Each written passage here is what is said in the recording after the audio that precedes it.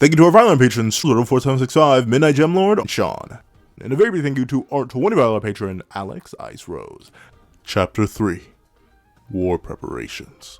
A whole year? They were sent to gather reconnaissance for a whole year? Has that old bat gone mad? Chandler asked as he sat at the war council table, looking over the report Meliodas gave. Well, we must look at it from the perspective of father and her. A year is less than a blink to them, Zeldris noted. Even goddesses live 10 times as much as us demons do. Regular demons, yes, Master Zeldris, but not us. Death will not grace your door anytime soon, Cusack said, patting Zeldris' head. Zeldris sighed as his brother drew up a map of the celestial realm.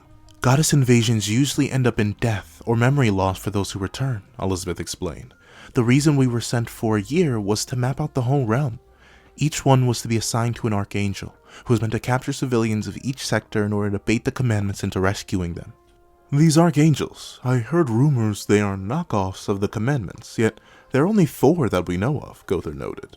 Yes, my mother heard of the commandments from one of our earliest scouting missions and decided to produce a viable counter-strategy. She determined that the best way to match the commandments was to imbue higher amounts of power in her own versions of them. From one of the past meetings she had with our Lord, she guessed he had sacrificed about half his power to make them, so she sacrificed half of hers, but divided it into 4 pieces. With her and our Lord being equal, each archangel should be worth at least 2.5 commandments. Are all the archangels equal in base power? Chandler asked. They are all very close. Mael is the youngest, yet he boasts the highest base and peak strength, then followed by the elder brother Ludishel, then Tarmiel, then Sariel. Interesting, but if the goal was to make it so that more godly power was bestowed upon warriors superior to the commandments, why are there only 4? In battle, say the commandments and archangels were to fight, 3 commandments each would be assigned to an archangel, and Meliodas alone could handle any one of the archangels, if not all 4 at once, Zeldris pointed out. Yes, that is true. I was designated as the unofficial 5th archangel for that very reason. My power matches them without external addition, Elizabeth explained. I see. That explains the weird division.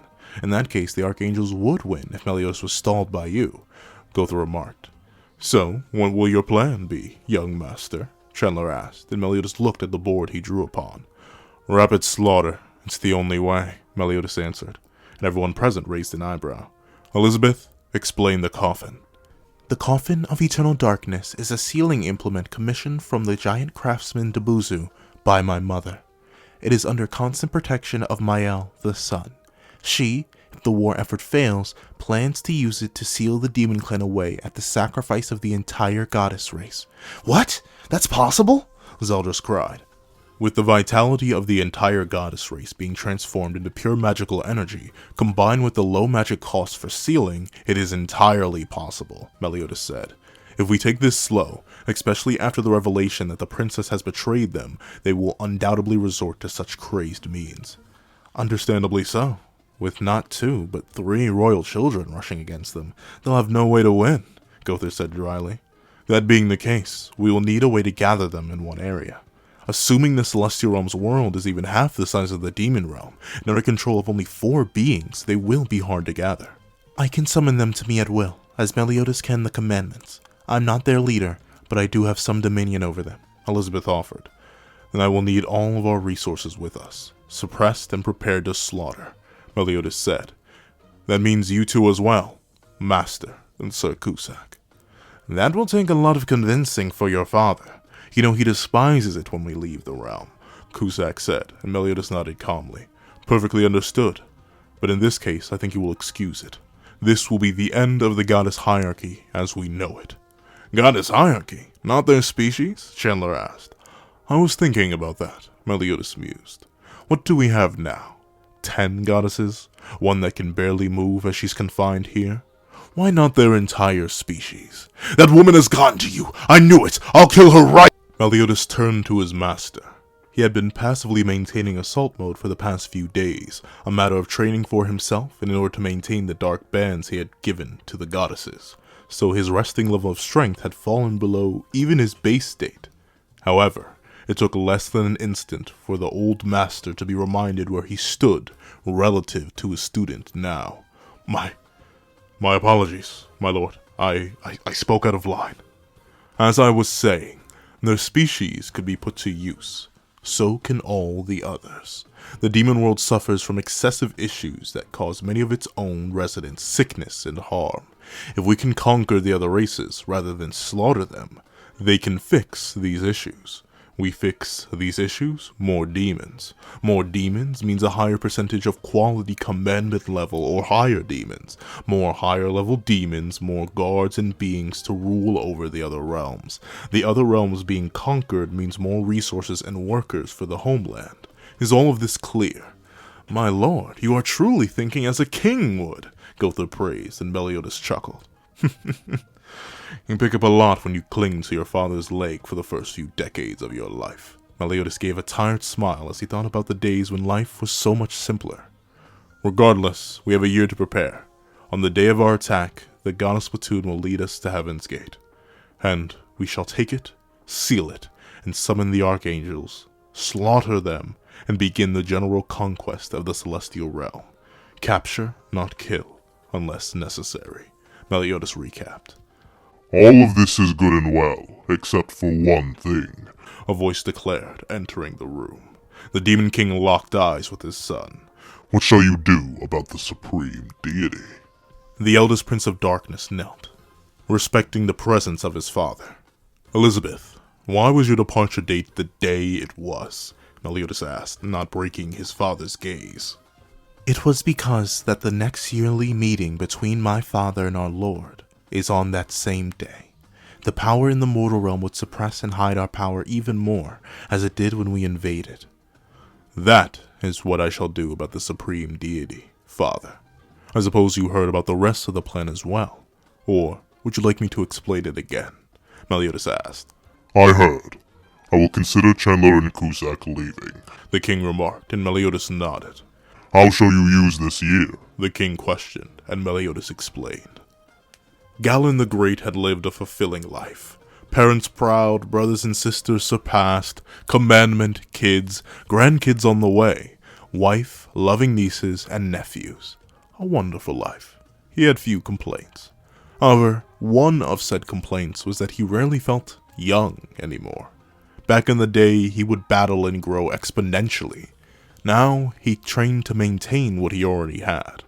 However, under orders, his boredom was finally satiated, with the help of this young Ceres. Ceres was actually twice his age, but did not have the heart to correct him. He needed to babysit. His body was responding the way it used to. And he was fighting against the man who defeated him years ago, and they were both having fun. Come on, old man, is that all you have? Meliodas roared, swinging his blade and cleaving Gawain in half, though he healed nearly as the blade passed through him. Shut it, kid! You've always been bratty! Gawain snapped back, stabbing his halberd through the prince's eye, only to be kicked away and speared with his own weapon. Gawain rose up through his weapon and lunged in once again. Ceres and Elizabeth watched, maintaining a steady flow of their healing magic towards the two demons. The young prince and the elder warrior were training in one of their many repetitions. Meliodas had declared the whole world to be preparing for war, and that included the commandments. It was easy to rely on the might of the gods, but their own natural power was just as good as any. So within the 360 days remaining until war, each commandment was assigned to train at their limit with each other. This naturally included the eldest prince, who made sure to suppress himself to the level of each respective commandment he fought against to make sure their battle was close, deadly, and worth their time. Thus, their combat was naturally explosive, tearing apart the land and sky, along with each other. They were surrounded by other demons, who were excited to witness the battle that in their eyes was the culmination of one of themselves who rose up to the level of the mightiest. As the two demons battled and the many residents of the Shadow Canyons roared and even battled themselves, they were also being healed by the two goddesses. Elizabeth turned to her friend. Is everything all right, Ceres? Is he treating you well? The goddess bowed her head, much to Elizabeth's worry. My lady, it almost turns my stomach to say it, but this realm is nowhere near as bad as I thought it would be. I am treated like a demon, yes, but it's liberating. I'm well fed, given good drink, and not one of them has laid their hands on me like the higher-ups used to. Even Sir Galen's own family took to me quickly, Ceres remarked.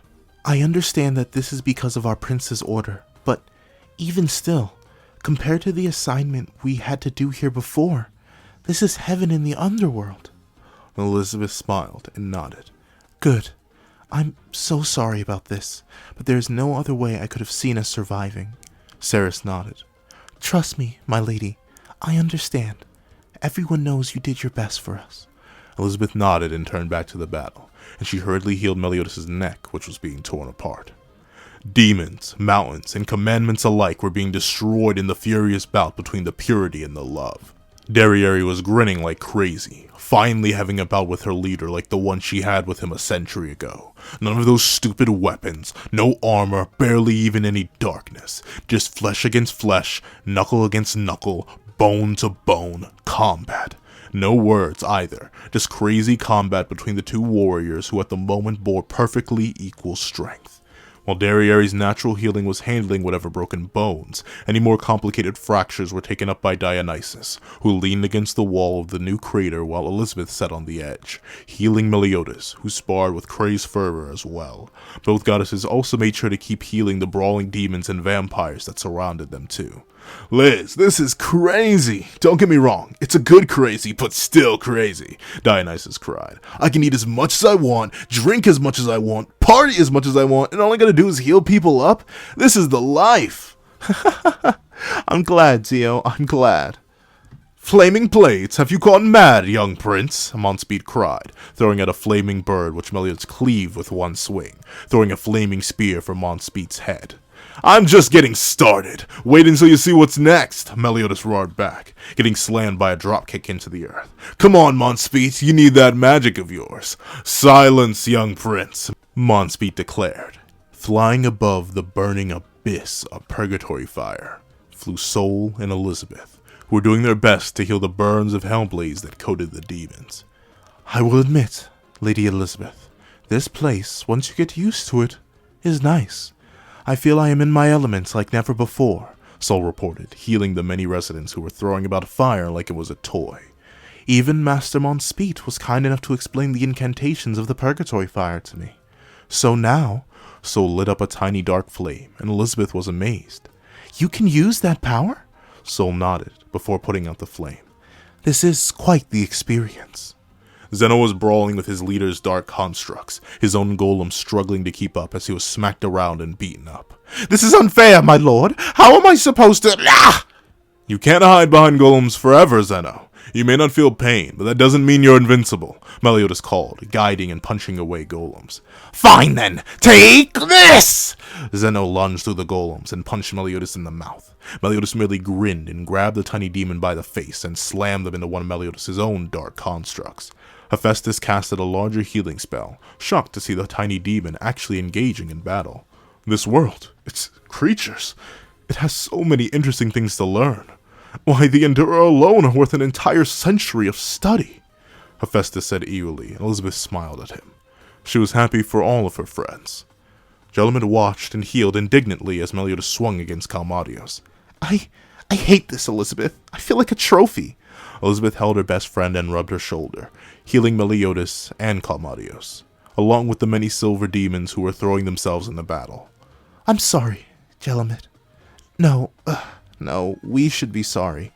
If you hadn't had to distribute your power to us to survive their attacks, we'd be free of this, Gelamet said, taking another bite of her meal. It's okay. What are you eating? It smells good, Elizabeth asked, and Gelamet blushed. Lord Calmadios made it for me.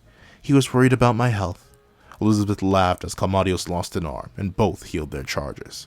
Elizabeth and Meliodas landed in the land of Endura, accompanied by Galand and Ceres. The squadron walked by Greyroad and Arnok, who were fighting with their respective healers backing them. Are you sure this'll work? He's been in Endura for so long that I'm afraid he may be brain dead from the darkness, Galand said, with the day he had been waiting for finally upon him. He now felt fear.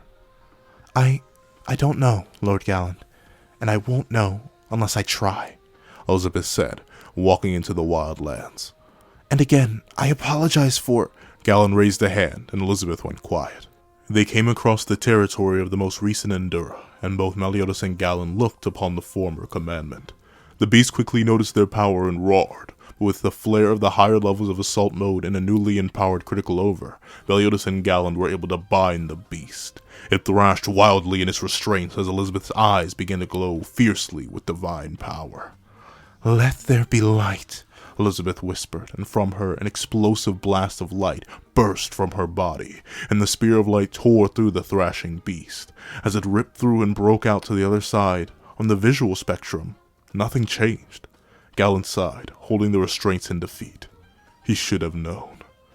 Lando? Lando, is that you? Gawain and Meliodas were in shock. The massive beast they were holding looking down on them with a light in its eyes never before seen within an Endura. Huh? My lord, my lord, what are you doing here? What are both of you doing here? What am I doing here? "Ruha, you big idiot, you're back! You're back!" Gawain cried, letting loose the dark bonds as Meliodas undid his. A smile on the prince's face as he watched two of his hand-picked commandments reunite. "Welcome back, patience," Meliodas greeted, and the massive beast laughed. Good to be back, if not a little bit bigger. Baruta noted. What happened, and why is the goddess who made me do this standing there? Gawain and Meliodas grinned, and knew they had a lot to explain and a lot to do. After much more training, resurrection, and development, a year had passed. And there we go, the end of Chapter 3, War Preparations. I know, I can definitely, hear some of y'all scratching and itching and be like, "Where is it? Where is the battle?" Because obviously, I can smell it. I can feel it, even though this is being recorded way too early. But still, even with that being the case, I hope you guys enjoyed this part. Once again, like I said, my favorite thing to write in Seven Deadly Sins when it comes to what ifs and interactions is just that, interactions between characters, and I think this was a whole ton of fun. It's gonna be very, very important to later parts. I can tell you all the things that happened here in the year and what happened within the year, all of that is gonna be massively important for what's coming next. So don't worry, I can definitely confirm for you, you will be getting your big ol' battle, your big ol' fight and brawl, your battle brawl in the next part. But I hope you guys enjoyed this part. If you don't mind, tell me your favorite part of this part, your favorite interaction, your favorite characters, stuff like that. Do you like how I'm taking these characters? I know I am not Nakaba. I'm simply not him. So maybe you guys don't like the way I'm taking some of the characters. Maybe you do. Regardless, let me know in the comment section down below. Thank you guys so much for watching. Remember to like, share, comment, and subscribe. Make sure that little notification bell so you miss out on any videos that come to the channel. Also, I do have a Patreon down below. You can support for as low as $1 a month, getting exclusive videos, early content, and more. You also now become a member of the channel for as low as $3 a month to get the same perks and more. Now, thank you so much for watching once again, and I hope you guys have a wonderful day. This is That Guy with a Pencil, writing off.